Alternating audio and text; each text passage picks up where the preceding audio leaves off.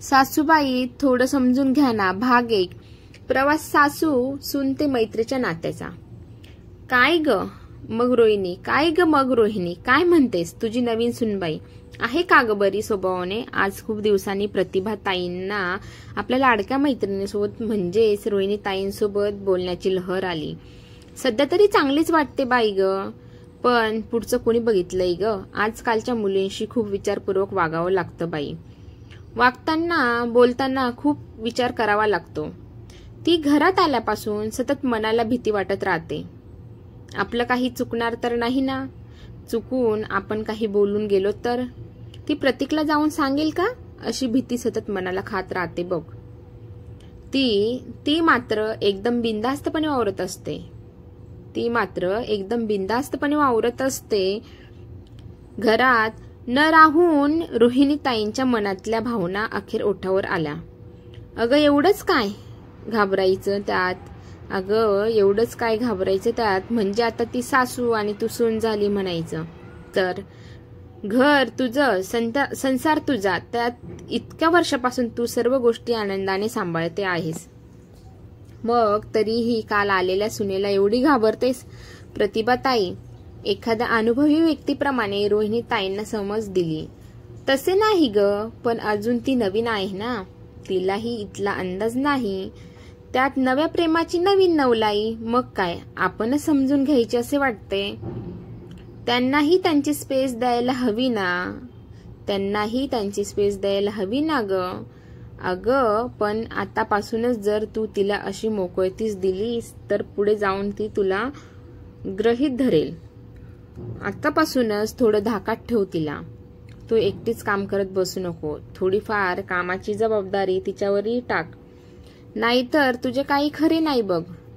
प्रतिभाताई काळजीपोटी मैत्रिणीला फुकटचा सल्ला देऊन बरं चल बोलू आपण नंतर, हे आले वाटतं.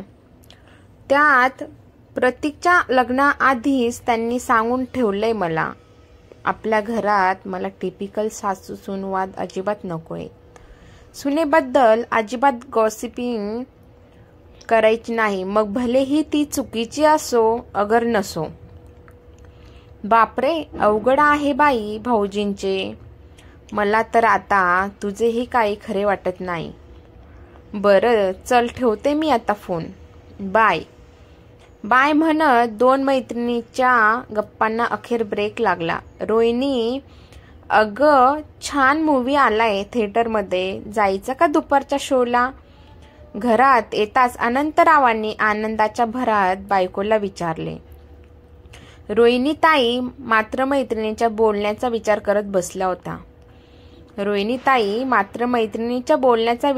बसला होता. मैत्रिणीसोबत बोलल्यानंतर त्यांचा मूडच अचानक ऑफ झाला होता.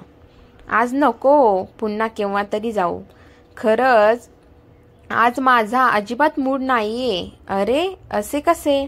आता मगाशी मी बाहेर जाताना तर तुझा मूड एकदमच छान होता आणि आता मधल्या अर्ध्या तासात एकदम अचानक असं काय घडलं ग? अनंतरावांनी आश्चर्यकारकरित्या प्रश्न केला. कुठे काय हो? उगाच काहीतरी गैरसमज घेऊ नका. उगाच काही गैरसमज करून घेऊ नका. आणि तुम्ही आज असे का माझ्या मागे हात धुवून लागलात बरं? रोहिणी काय झालंय तुला नेमकं? मगाचपासून बघतोय मी, काहीतरी विचित्र वागत आहेस तू. सांगितले ना एकदा काही नाही म्हणून. एवढं बोलून रागातच रोहिणीताई बाहेर हॉलमध्ये निघून गेल्या आणि टीव्ही लावून बघत बसल्या. या बायकांचे काहीही कळत नाही बुवा. एरवी बायकोला बाहेर घेऊन जात नाही म्हणून वाद घालत बसते ही, आणि आता स्वतःहून मूवीची ऑफर देतोय तर हे असे वागणे खरंच कितपत योग्य आहे? विचार करतच अनंतराव सोप्यावर आडवे झाले. अनंतराव आणि रोहिणी अंदाजे 50च्या घरातले जोडपे. अनंतराव मराठीचे प्रोफेसर. जेमतेम 4 महिन्यापूर्वी त्यांच्या मुलांचे म्हणजेच प्रतीकचे प्रणालीसोबत लग्न झाले. दोघांचेही लव्ह मॅरेज. दोघेही इंजिनियर, त्यात उत्तम कमावते. एकंदरीतच घरात सुख शांती समाधान अजून तरी शाबूत होते.